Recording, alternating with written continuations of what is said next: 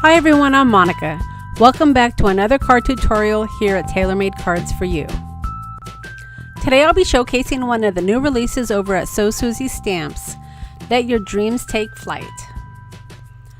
I'll also be showing you how to create a subtle background using distressed crayons and baby wipes. Now I realize baby wipes may not be what you have in your craft stash at the moment, but after this video, I'm sure it's going to be one of your core items. They not only work great for this background technique I'm going to show you, but they're also great to have on hand for a quick cleanup. Now this technique will work with any stencil. To begin, I taped it down using some blue painter's tape, and I chose some colors that I thought would work well together. Now when you work with distressed crayons against a stencil, you may find a bit of a waxy buildup, but don't worry about that because we're going to be using our baby wipes to remove some of the buildup and also mute down some of the colors. The buildup on the baby wipe will also enable you to spread some of the other colors throughout the stencil. So if you don't get every part of the stencil covered, don't worry about that because you can do that using your baby wipe. Now as you can see here, I'm just basically rubbing the color throughout the stencil to mute it down a bit. Most of the buildup is gone, and as I lift up the stencil, you're going to see a great subtle background. To stamp my sentiment, I'm using my Misty. The ink I'm using is Memento Tuxedo Black. As you can see, using my Misty, I will get a crisp, sharp image every single time. I've chose to pair up this sentiment with the vintage balloon from So Suzy Stamps.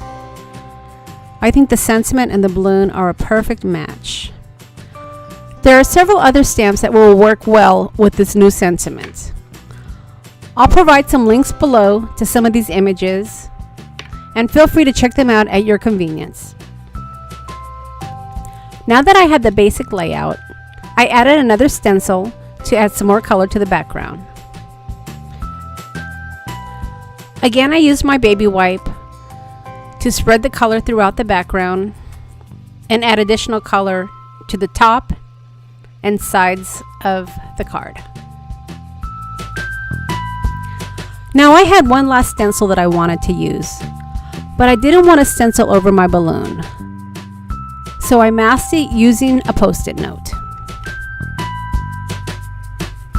I wanted to add some subtle travel words to the background, and this Holtz stencil was the perfect fit.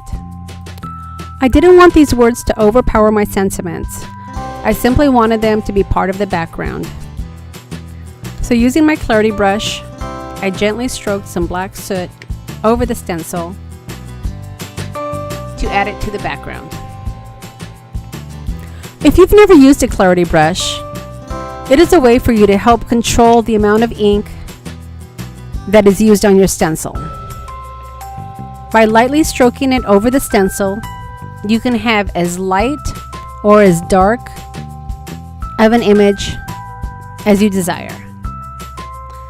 As you can see, the background was just a subtle addition, not overpowering the sentiment. Well, I hope that I've given you some ideas on how to create subtle backgrounds using distressed crayons, distressed ink, and stenciling. I encourage you to visit So Suzy Stamps to see some of the new wonderful releases that have come out this month. Feel free to leave a comment and let me know what you thought of this video. And if you haven't yet subscribed to my channel, I would love to have you. Thanks for stopping by, and we'll see you again next time.